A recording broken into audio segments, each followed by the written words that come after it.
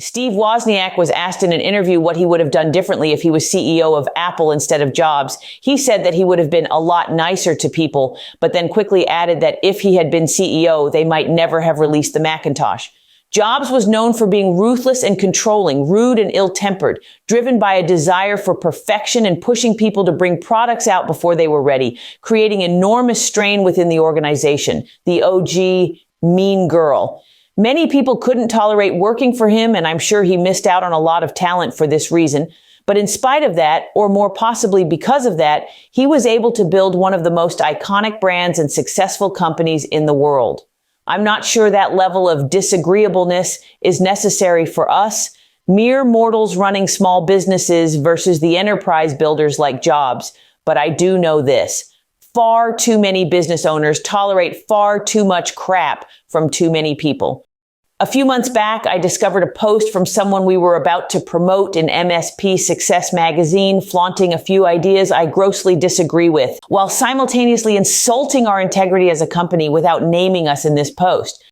In this post, he was also shatting on two of our sponsor clients. I won't mention who or what because I'm not helping this guy drive more traffic to his page.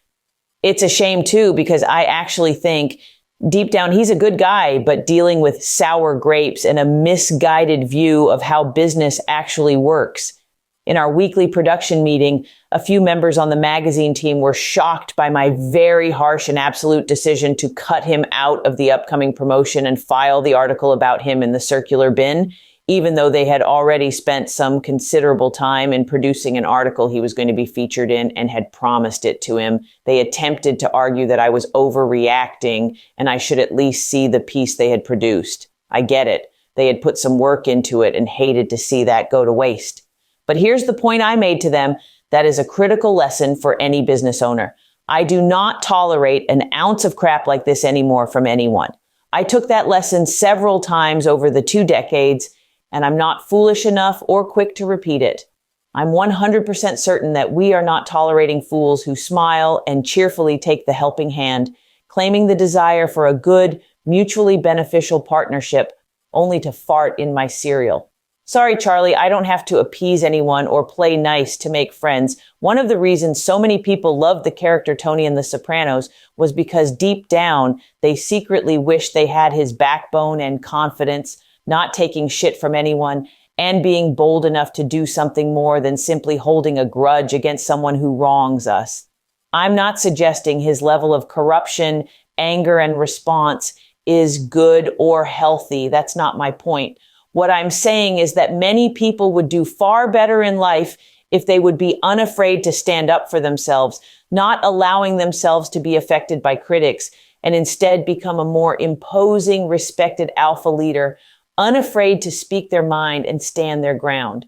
In terms of your business, if you cower and fear taking a stand for yourself, failing to draw a hard line to protect you and your organization, you will be taken advantage of. It's really that simple. There are a lot of people out there with their own agenda who aren't going to give a rip about you. Many want to take you out, harm you, and damage you out of spite and jealousy.